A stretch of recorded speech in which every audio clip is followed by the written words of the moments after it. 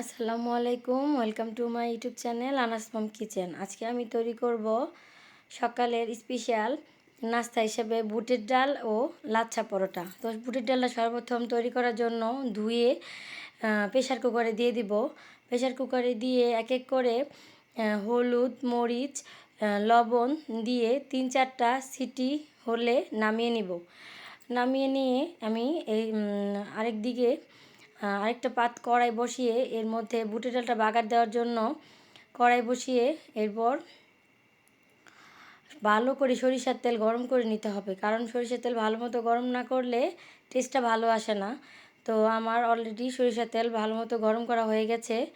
এখন এর মধ্যে আস্ত জিরা, পেঁয়াজ, তেজপাতা দিয়ে ভালো মতো ভাজা ভাজা করে নিতে হবে।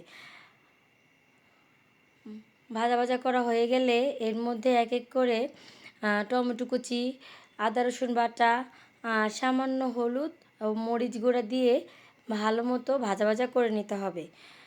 ভাজা ভাজা করার সময় খেয়াল রাখতে হবে টমেটো কুচিগুলো যাতে সফট হয়ে আসে। সফট হয়ে আসলে ডালের টেস্টটা ভালো আসবে, আর যদি টমেটোটা সফট না হয় তাহলে ডালের টেস্টটা ভালো আসবে না। এর জন্য আমরা কম আঁচে টমেটোগুলোকে আগে জাল করে নিতে হবে যাতে সফট হয়।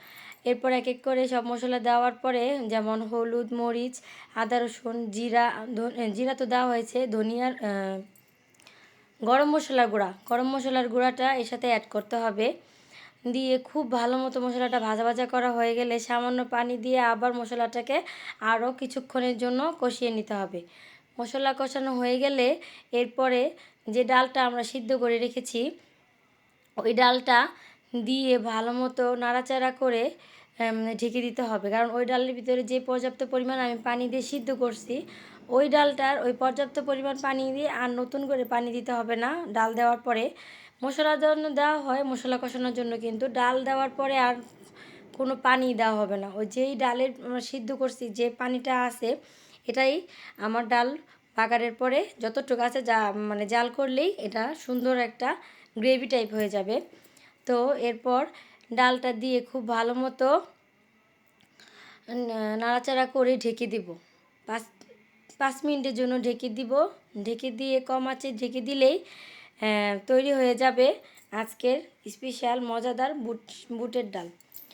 এটা রেস্টুরেন্ট বা হোটেলে চাইতেও এর স্বাদ হয় দ্বিগুণ।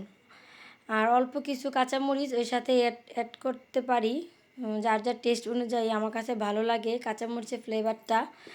পরে 5 মিনিট পরে যখন ঢাকনাটা উঠে দেখব আমার রান্নাটা সম্পূর্ণ হয়ে গেছে। এখন এর টেস্ট আরেকটু বাড়ানোর জন্য এর সাথে আমি একটু খাঁটি ঘি দিব।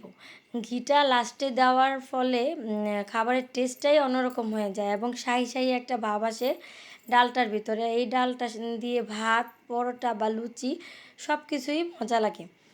তো হয়ে গেল আমার আজকের স্পেশাল বুটের ডাল। এখন আমি বুটের ডালের সাথে খাওয়ার জন্য লাচ্ছা পরোটা রেডি করব। লাচ্ছা পরোটা রেডি করার জন্য একটা আটার গোলা নিয়ে এর মধ্যে ঘি এবং ময়দা ছিটিয়ে এরপরে রুটিটাকে আমরা পাখা বাস এক পাশ এ পাশে আরেক পাশ উল্টা পাশে দিয়ে আমরা পাখার মতো করে বাজ করে নেব।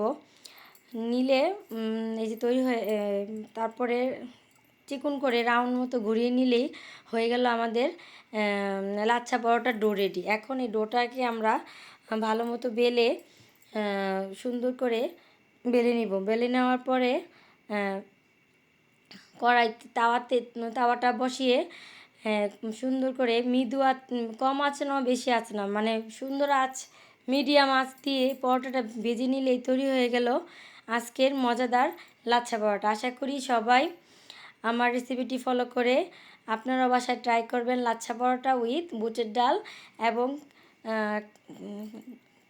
কার স্বাদটা বাসায় তৈরি করার পরে কার খাবারটা কীরকম হয়েছে, মানে টেস্টটা আমাকে কমেন্টে জানাবেন। সবাইকে ধন্যবাদ। আজ এই পর্যন্তই। ফিরে আসব আর নতুন কোনো রেসিপি নিয়ে। আল্লাহ হাফেজ। Thanks for watching.